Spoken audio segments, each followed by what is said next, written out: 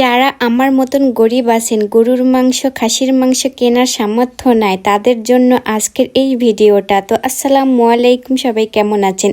আজকে আপনাদেরকে মুরগির মাংস দিয়ে আজকে কালাভুনা রান্নার রেসিপি দেখাবো, যেটা একদম ঘরোয়া মশলায়।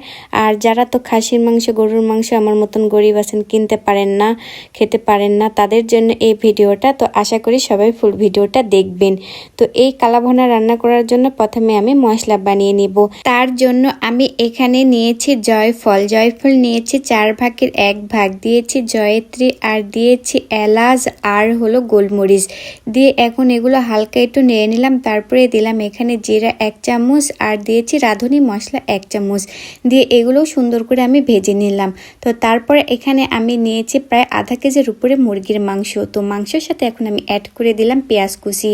তো পেঁয়াজ কুচি দেওয়ার পরে কয়েক টুকরো দিয়েছি দারুচিনি আর দিয়েছি আদা আর রসুন বাটা আর দিয়েছি লবণ পরিমাণ মতো মরিচের গুঁড়া, পরিমাণ মতন হলুদের গুঁড়া আর দিয়েছি 1.5 চামচের মতন ধনিয়ার গুঁড়া। দেওয়ার পরে এখানে আমি আধা কাপ পরিমাণ দিয়ে দিলাম পেঁয়াজ বেরেস্তা এবং সবশেষে আমি এখানে দিয়ে দিলাম সরিষার তেল প্রায় 1 কাপ।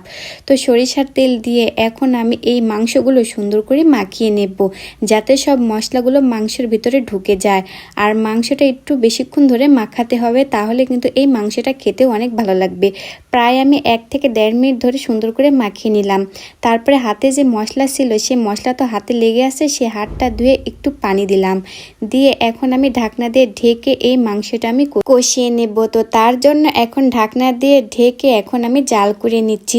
যেহেতু মুরগির মাংস, তাহলে বেশিক্ষণ তো এটা জাল করার দরকার নেই। দেখা যাচ্ছে 4 থেকে 5 মিনিট এটা জাল করলেই মাংসটা সুন্দরভাবে একদম কষে যাবে। তো এদিকে আমার কষিয়ে নেওয়া হয়ে গেল। তো এখন আমি সুন্দর করে নেড়ে চেড়ে একদম ভাজা করে যখন দেখলাম যে ঝোলটা একদম শুকিয়ে গেছে, উপর থেকে তেলটা উঠে আসলো, এই পর্যায়ে আমি এখানে আবারও দিয়েছিলাম ঝোল। তো দিয়ে এখন আমি আবারও রান্না করে নেব 2 থেকে 3 মিনিট। 2 থেকে 3 মিনিট রান্নার পরে আমার মাংসটা প্রায় অর্ধেক হয়ে আসছে।